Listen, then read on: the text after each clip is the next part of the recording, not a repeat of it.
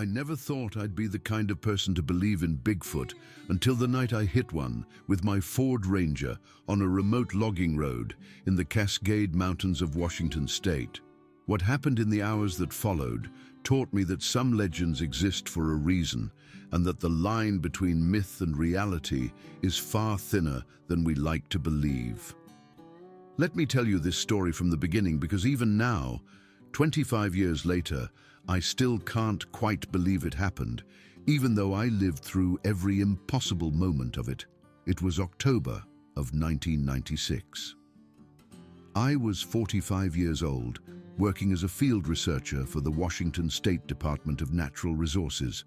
My job was to survey timber stands in remote areas, assessing the health of forests, documenting wildlife corridors, and making recommendations for sustainable harvest practices. It meant I spent a lot of time alone on forgotten roads that hadn't seen traffic in months, sometimes even years. These were the kinds of places that didn't appear on most maps.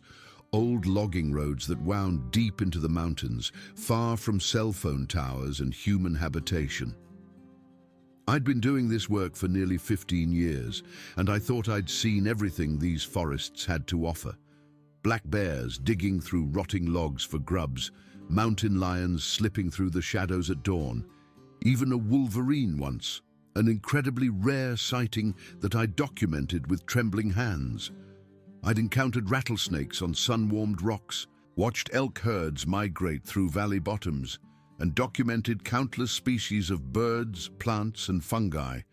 But nothing in my 15 years of experience, nothing in my education or training could have prepared me for that night.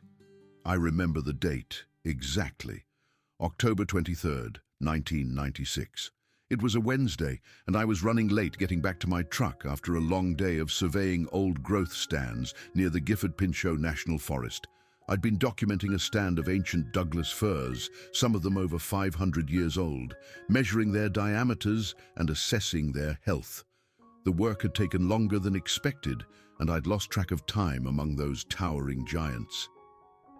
The sun sets early in late October up in the mountains, and by 6:30 p.m., I was driving through complete darkness on a narrow dirt road that wound through thick stands of Douglas fir and western hemlock.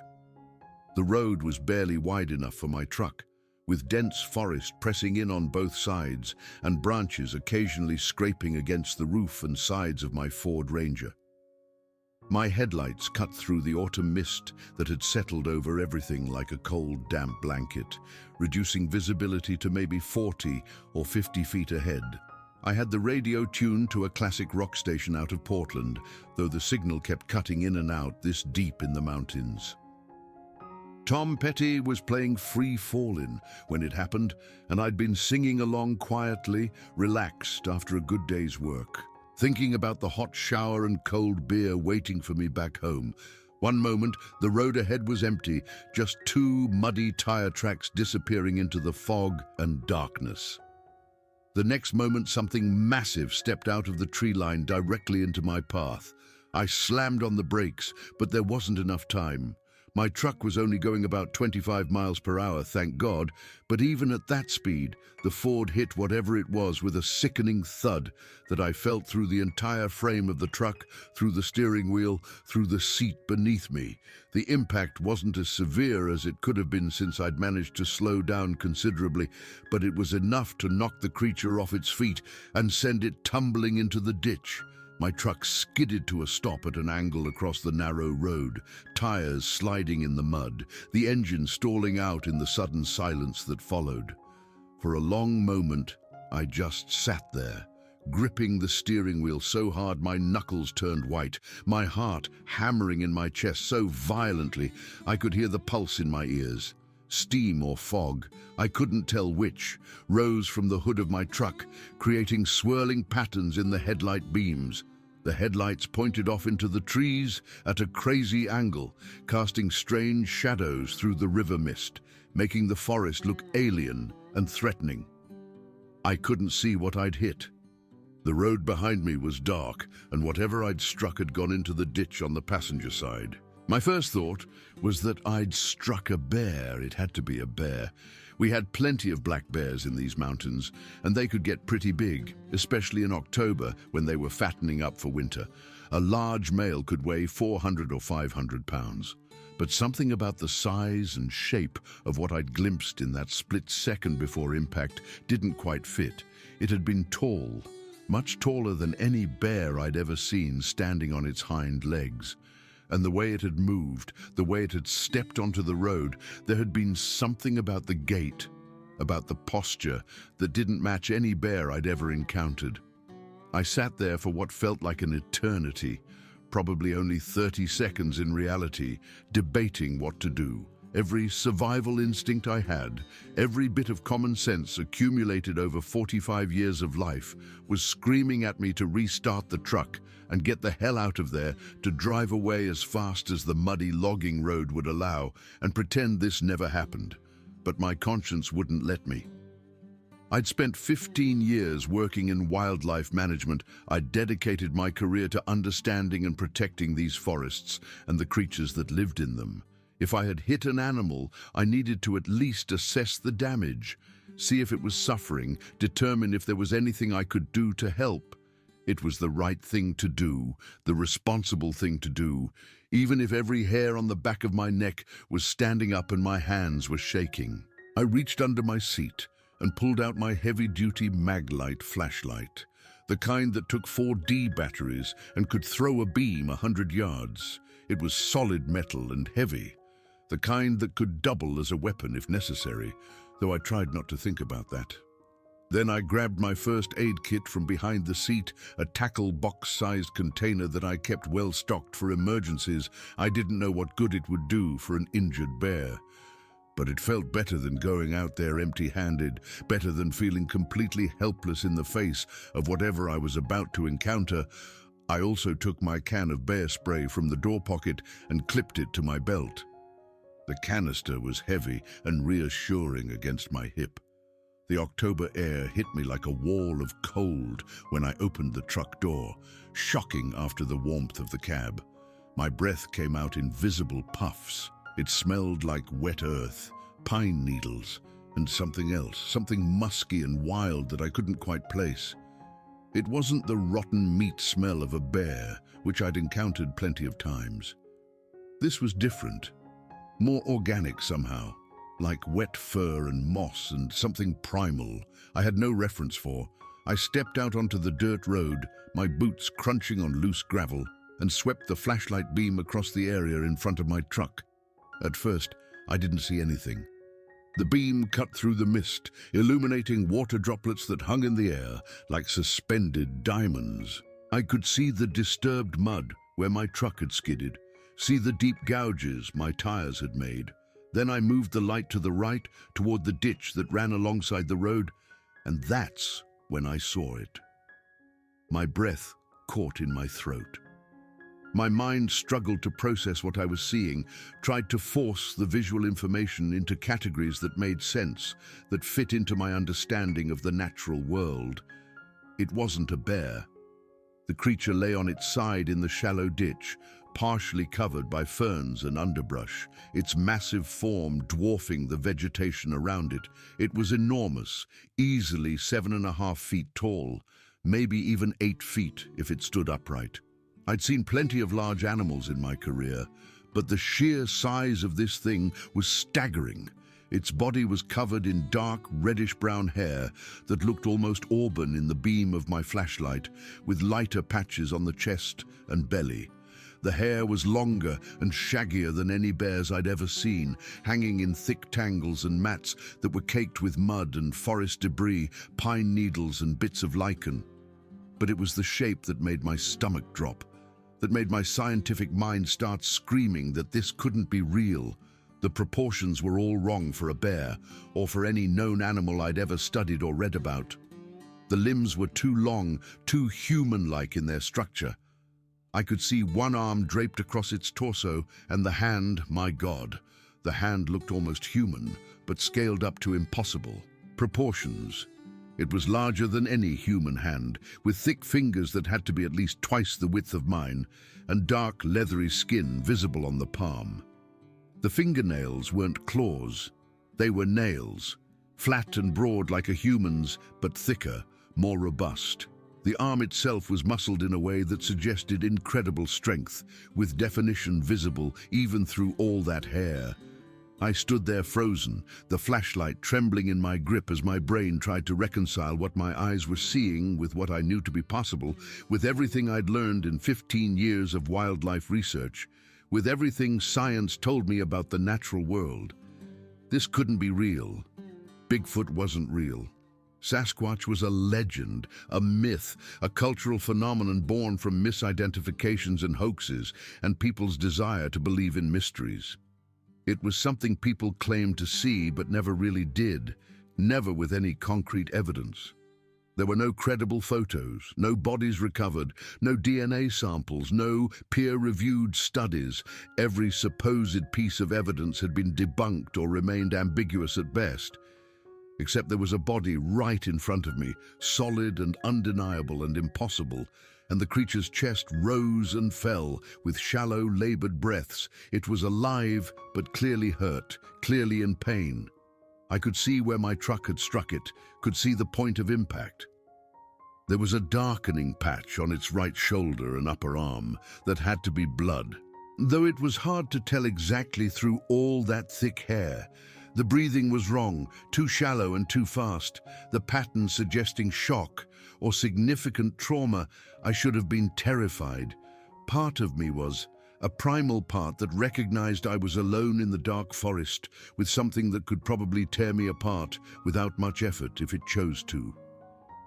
But another part of me, the part that had spent 15 years studying wildlife, the part that had always been drawn to the natural world and its mysteries, the part that had chosen this career precisely because I wanted to understand and protect these forests and everything in them.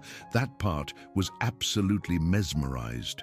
And beneath both the fear and the fascination was something else growing stronger with each passing second. A sense of responsibility so powerful it overrode everything else. I'd hit this creature with my truck. Whatever it was, I'd hurt it, and now it needed help. I took a cautious step closer, then another. The creature didn't move except for the rise and fall of its breathing. Up close, I could see more details. Its face was partially turned away from me, but I could make out a heavy brow ridge, a flat nose, and what looked like dark skin beneath the hair on its cheeks. The smell was stronger now, that musky, wild scent, but not unpleasant. It smelled like the forest itself, like moss and earth and rain. The creature's breathing became more ragged, and I noticed its shoulder was definitely injured. Dark blood matted the fur around the impact site, and I could see the muscle underneath, tensing with each breath. I knew I had to make a decision fast. Leave it here and drive away, pretending this never happened, or try to help it, even though I had no idea what I was dealing with. I thought about my daughter Rebecca back home in Olympia. She was 17, getting ready to apply to colleges, and she'd always loved nature documentaries. She believed in things like this, cryptids, unexplained phenomena, mysteries in the wild places. I'd always been the skeptical one, the scientist, telling her that if Bigfoot existed, we'd have found concrete evidence by now. The thought of Rebecca made my decision for me. I couldn't leave this creature here to suffer, possibly die, because of my truck. I knelt down a few feet away from it, setting my flashlight on the ground so it illuminated the creature. My hands were shaking as I opened my first aid kit. I had bandages, antiseptic, gauze, all things meant for human injuries, but they'd have to do. I also had a couple of old wool blankets in my truck that I used when I had to spend unexpected nights in the field. The October night was getting colder, and I had no idea if this creature was going into shock. "Easy," I said softly, not even sure why I was talking to it, why I thought verbal communication would make any difference to a creature that might not understand human language at all. "I'm going to help you. I'm not going to hurt you. I promise." The words felt inadequate, childish almost, but what else could I do? How else could I communicate my intentions? The creature's eyes opened. That's when everything changed, when the entire nature of the encounter shifted from biological curiosity to something far more profound. They were dark brown, almost black in the center, but with amber highlights around the iris that caught the light. And there was a depth to them, an awareness, an intelligence that was unmistakably, undeniably conscious. These weren't animal eyes staring back at me. These weren't the eyes of a bear or an elk or any wild creature I'd ever encountered in 15 years of fieldwork. These were the eyes of a thinking, feeling, aware being, the eyes of someone, not something. The creature looked directly at me, and I felt the weight of that gaze in a way I'd never experienced with any wild animal before. There was fear in those eyes, certainly, the fear of an injured being confronted by an unknown threat. But there was also calculation, assessment, intelligence working behind those eyes, trying to figure out who I was, what I wanted, whether I represented danger or perhaps impossibly help. The gaze was direct, unwavering, and deeply, disturbingly human in its intensity. We stared at each other for what felt like a long time, probably only 20 or 30 seconds in reality. But time had become strange and elastic in this impossible moment. I could see fear in those eyes, yes, but also calculation, curiosity even. The creature was trying to figure out if I was a threat, what my intentions were, what this strange encounter meant. Slowly, carefully, moving with deliberate slowness so as not to startle it, I raised my hands to show I was holding only medical supplies, nothing that could be used as a weapon. "I hit you with my truck," I said, keeping my voice low and calm, the kind of voice you might use with a frightened child or a skittish animal, though this was neither. "I'm sorry, I didn't see you. I want to help if you'll let me. I'm not going to hurt you. I just want to clean that wound and make sure you're okay." The creature's eyes tracked my movements as I slowly, incrementally reached toward its injured shoulder. My hand was trembling. When my hand got within a foot of touching it, the creature tensed, every muscle in that massive body going rigid. I froze immediately, holding perfectly still, my hand suspended in midair. We stayed like that for several seconds that felt like hours, locked in this strange standoff, both of us afraid, both of us uncertain. I could hear my own breathing, ragged and too fast. I could see the creature's chest rising and falling beneath all that hair. Then, incredibly, miraculously, the creature relaxed slightly, the tension easing from its body, and then it did something that made tears spring to my eyes. It turned its injured shoulder toward me, rotating its body to give me better access to the wound. Permission granted, trust offered, however tentative. My hands were still shaking as I gently parted the thick hair around the wound, moving slowly and carefully. The hair was coarse, but not unpleasant to touch, and beneath it, the skin was surprisingly warm. The injury wasn't as bad as it could have been, and for that I was grateful. The impact had torn the skin and underlying tissue in a gash about 4 inches long, and there was significant bruising radiating out from the point of impact, the tissue already darkening to a deep purple-black. But I didn't think anything was broken, didn't see any bone fragments or signs of compound fracture. I cleaned the wound as best I could, with antiseptic wipes from my first aid kit, working slowly and carefully, wincing in sympathy as I worked. The creature tensed at the sting of the antiseptic, but didn't pull away or make any aggressive moves.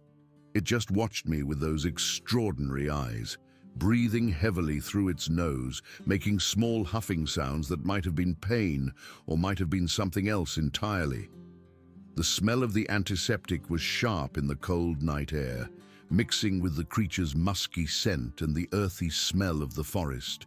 I applied antibiotic ointment to the cleaned wound, smearing it across the torn tissue, then began wrapping the shoulder with gauze and an elastic bandage from my kit. The bandage looked absurdly small against the massive bulk of the creature's arm, like trying to bandage a redwood tree with a shoelace. But it was all I had, and I worked carefully to secure it, wrapping it around the shoulder and under the arm as best I could, my cold fingers fumbling with the clips. "This is the best I can do," I said. sitting back on my heels, my knees protesting after kneeling on the cold, wet ground for so long. You need to rest. Let that heal. Keep it clean if you can, and probably stay away from logging roads and people with trucks. My attempt at humor fell flat in the strange solemnity of the moment. The creature continued to watch me with those penetrating eyes. Then it did something that made my heart stop, that made everything else fade away until there was just this moment, this impossible connection. It reached out with its good arm, that enormous hand moving slowly and deliberately, and touched my shoulder. Just a gentle touch, fingers resting lightly against my jacket for a long moment. The weight of that hand was incredible, the strength evident even in that careful, controlled touch.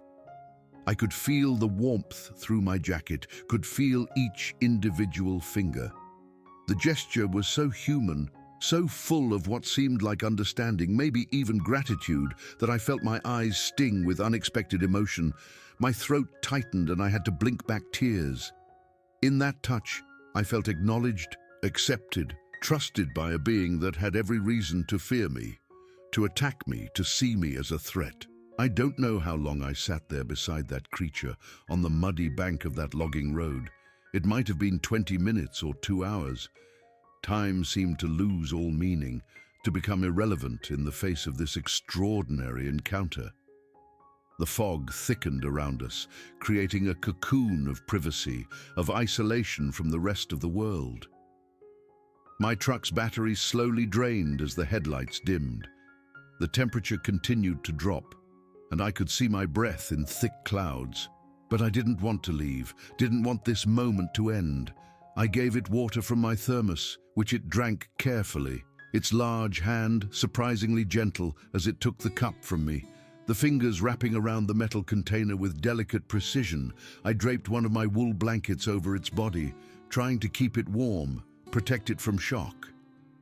The creature accepted these offerings with what seemed like understanding, maybe even appreciation, those dark eyes never leaving my face for long. We didn't speak, obviously, at least not in any conventional sense, but there was communication happening nonetheless. A form of understanding that transcended words, in the way the creature looked at me, in the small sounds it made, low rumbles and soft huffs that seemed to carry meaning, in its body language that spoke volumes even to my untrained eye. I found myself talking to it anyway, my voice low and constant, perhaps more for my own benefit than for any understanding the creature might derive from my words. I told it about Rebecca, about how she'd always believed in mysteries, in things that couldn't be explained by science alone. I told it about my work, about how I'd spent 15 years walking through these forests, how much I loved these mountains, how beautiful I found this wilderness. I talked about the ancient Douglas firs I'd measured that day, some of them alive when Columbus sailed to America, silent witnesses to centuries of history. I don't know if it understood my words, but it seemed to listen, its head slightly tilted in an attitude of attention, those dark eyes never leaving my face, watching my mouth move, perhaps reading my emotions in my expression and tone. Eventually, as the night grew deeper and colder, the creature shifted and began to sit up. I moved back to give it space, watching as it tested its injured shoulder, rotating it carefully, wincing slightly at the movement. It was stiff and clearly painful, but functional. The creature rose to its feet, unfolding its massive body with surprising grace despite the injury, and I had to crane my neck to look up at it. Standing at its full height, it was even more impressive, even more impossible. In the beam of my flashlight, it was magnificent and terrifying in equal measure, a reminder of how little we truly know about this world, about the mysteries that still exist in the wild places. It looked down at me for a long moment, and I looked back, neither of us moving. Then the creature did something I'll never forget.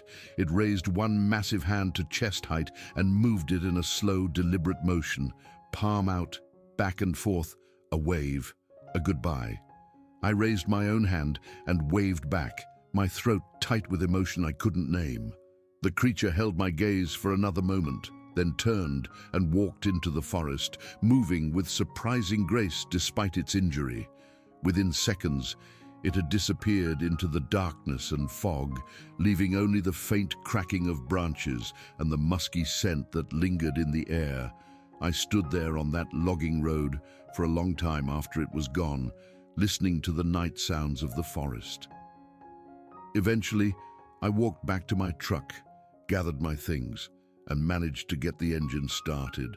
I drove home in a daze, my mind trying to process what had just happened. When I finally pulled into my driveway in Olympia at 3 in the morning, I sat in the truck for another 20 minutes before going inside. Rebecca was still awake, studying at the kitchen table.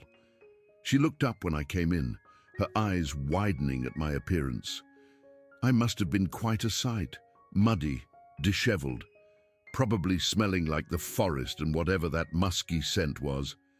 "Dad, are you okay? What happened?" I poured myself a glass of water with shaking hands and sat down across from her. "I had some trouble on the logging road, hit something. I'm fine, just tired." "What did you hit?" she asked, studying my face with that penetrating look she'd inherited from her mother. "An animal," I said, which was technically true. "A large animal. I stopped to help it." And it walked away. "It's going to be fine." She knew I wasn't telling her everything. I could see it in her eyes, but she also knew me well enough to recognize when I needed time to process something before talking about it. The next few weeks passed in a strange blur. I went back to work, completing my timber surveys, filing my reports, attending meetings. Everything was normal on the surface, but I couldn't stop thinking about that night. On the logging road, I found myself researching Bigfoot sightings in my spare time, reading accounts from other people who claimed to have encountered these creatures. Most of the stories were obviously fabricated or the result of misidentification, but a few had a ring of authenticity that made me wonder. There was a report from 1994, just 2 years earlier, from a hiker near Mount St. Helens who described finding a sick or injured Sasquatch near a stream and watching it for several hours. The hiker claimed the creature seemed aware of being watched, but didn't act aggressively.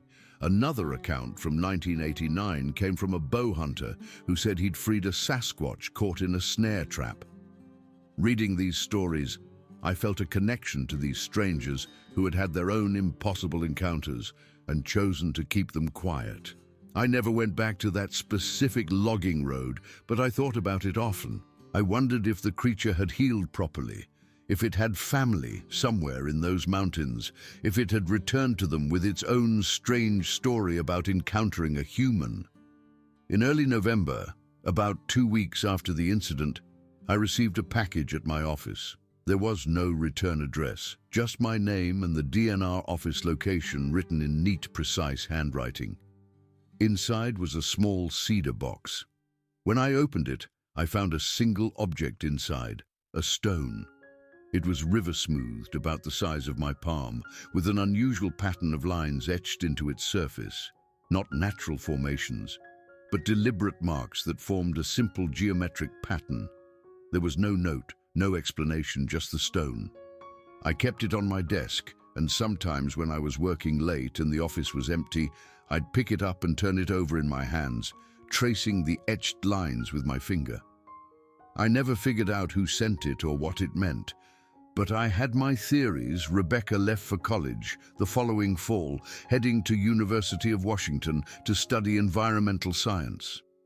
On the day I helped her move into her dorm, she asked me about that night again, the one where I'd said I'd hit something I couldn't explain. We were carrying boxes up 3 flights of stairs, and she brought it up casually, like she'd been thinking about it all year. "You really did see something that night, didn't you?" "Last October." I sat down the box I was carrying and looked at her. She was 18 now, about to start her own journey into understanding the natural world. She deserved honesty. "Yeah," I said. "I did." "Was it what I think it was?" "I don't know what you think it was." She smiled. "Something amazing. something that doesn't fit into our neat scientific categories, something that reminds us that there are still mysteries in the world. "Yeah," I said again, feeling something loosen in my chest. It was exactly that. We didn't talk about it further, and I still didn't tell her the details. Some experiences are too personal, too profound to share completely, but I saw understanding in her eyes, and that was enough. Years later, after I retired from the DNR, I finally told the full story to Rebecca. We were hiking together in the Olympics, and she was visiting from her job with the National Park Service. We stopped for lunch near a stream surrounded by old growth forest that reminded me of that October night so long ago. I told her everything. The impact, the creature lying in the ditch, those intelligent eyes watching me work, the way it drank from my cup, the touch of its hand on my shoulder, the slow walk into the forest, and that final wave goodbye. She listened without interrupting, and when I finished, she was quiet for a long time. "Thank you for telling me," she said finally, "and thank you for not taking photos, for not trying to prove it, for just letting it be what it was. You're not disappointed. This could have been the discovery of a lifetime." "No," she said, looking out at the forest around us, "I think you did exactly the right thing. Some things are more important than discovery. Some things deserve to remain wild and free and mysterious."